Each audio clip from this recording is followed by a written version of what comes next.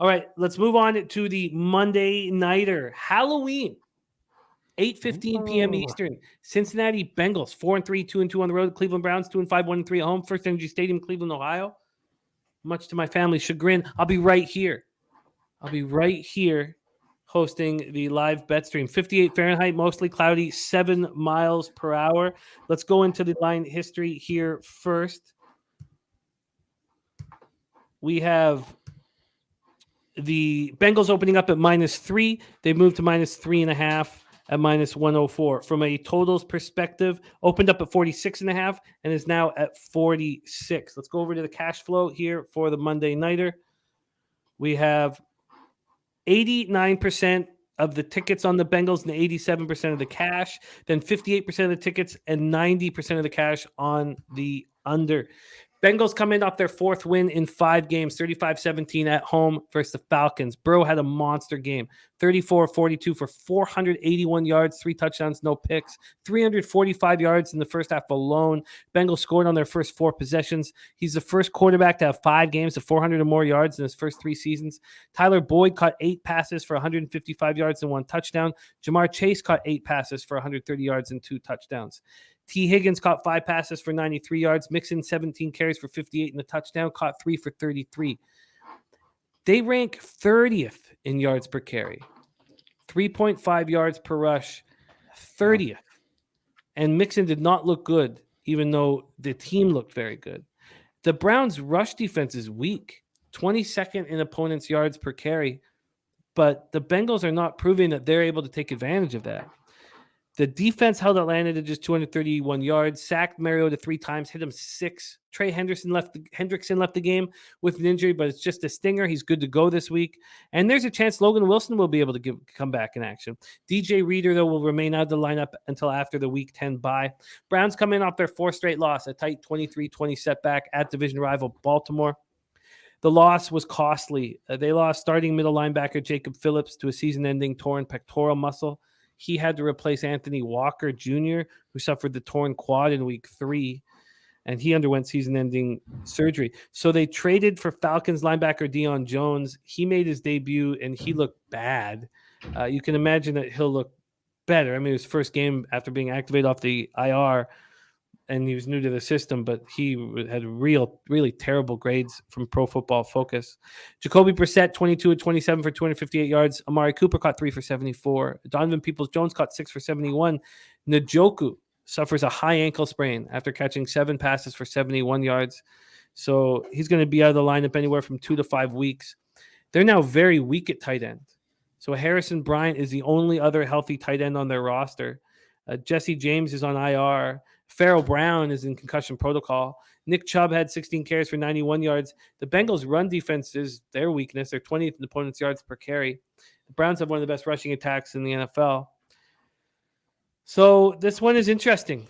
Take it away for us here, Bengals, Browns. Yeah, is it funny to say like the whole game hinges on Joe Mixon? Like, I've been super disappointed with him. I thought we'd have a much better season. And yeah, it's a team that gives up like 140 on the ground per game. And like, again, like I said, with the Ravens game, I was surprised they weren't able to do more against this. Maybe it wasn't in the game plan. Maybe it was the Gus Bus breaking down a little, but yeah, it's been a team I've been a little disappointed in. Their pressure rate, their sack rate. Obviously, overall on defense, the Browns have been worse. I make this number pretty good, though. Like, it's still a divisional game. It's still the Bengals where, we've seen the Bengals struggle if we have any pressure getting home, any pressure on Burrow, problems. But man, if the secondary has to hang out there, if he has time back in the pocket, Bengals might just romp. You still are going to need to run this ball, because it is a team that you should be able to just truck up front, especially with and maybe that was the difference between Baltimore and what we have in Cincinnati. I'm much more fearful of this receiving core than I am of anything that Baltimore puts out there, even with Andrews. And maybe you have to, allocate more of your assets towards covering all 3 of those guys constantly. You're not able to stack the box, and Mixon does have a good game. So the move is correct. Like, the look ahead was on the other side of 3. I get it. It's probably this should be a 3. I'm not going to sit and take the Browns, though. Brissett's getting worse at this point, and Burrow is getting better. I need this. And truthfully, just maybe this is not relatable because it's like, hey, I have a future too. So I already bet this game, but I have some Cincinnati to win the division earlier in the season.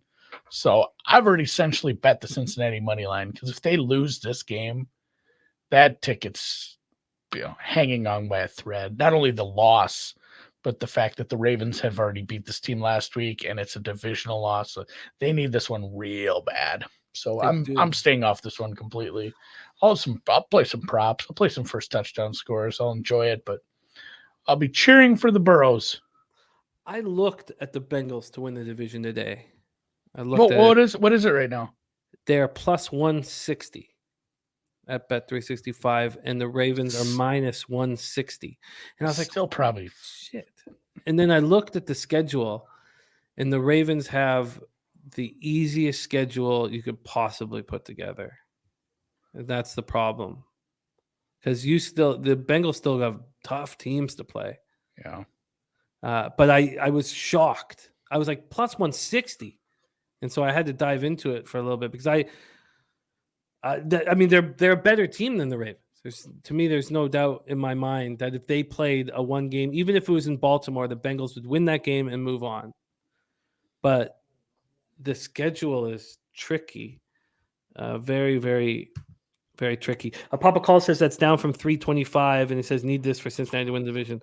I like the number. What was it when you got in on the Bengals? 3-1. 3-1. It was early in the season where I took some positions on them.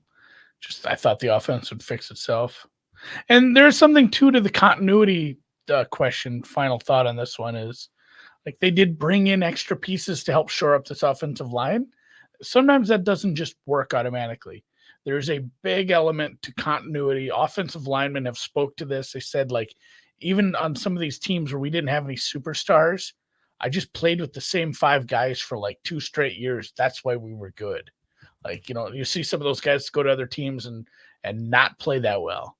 It's like, it wasn't that was such a good player. We were such good players. We had the continuity. We played together for so many.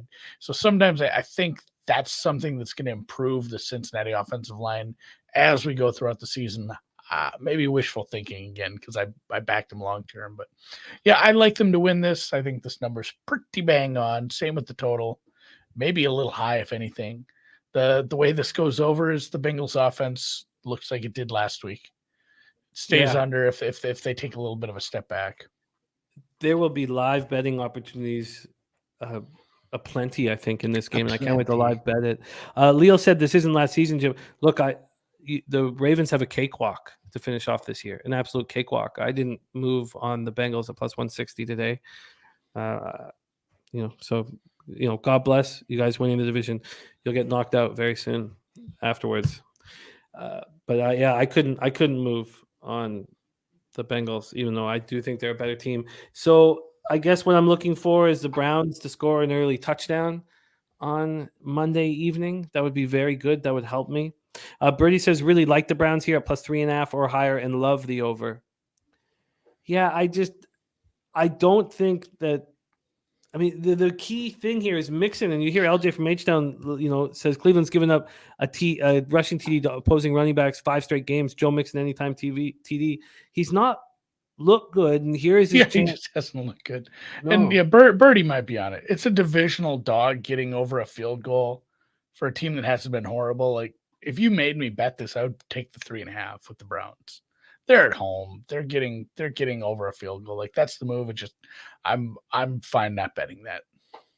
And so many people were on the Ravens last week against the Browns, but Ron Crawford has the Browns as his play of the day, and it was a thing of beauty. So no action for me right now on the Monday nighter, but I know what I'm looking for when we're live betting it. I'm looking for the Browns to score first, and I'm looking for an early stop so that I can get in on that over. I think if they're moving the ball comfortably, I think that's what I want to do. Obviously we want to see the pace of play, but right now 58% of the tickets and 90% of cash is on the under. The weather's nice in Cleveland. on Monday night. Why? What would be your, just very quickly? We see the sharp or the bigger bets or the syndicate bets on the under. What would the angle there be? If you just the inability to run, and if the offense isn't moving like it did last week through the air, some 3-and-outs from Cincinnati, and then if Brissett's continuing to play poorly, it could just be a bad offensive game for both teams. If Mixon can't take advantage of this front eight, essentially stack the box if you want, guys. It's still bad. That is and it's a primetime game, standalone game. Those tend to be a little cagier to beginning. So yeah, there's a lot on the line. If I want overs, I'll bet Champions League. There's a lot on the line here. All right, let's move on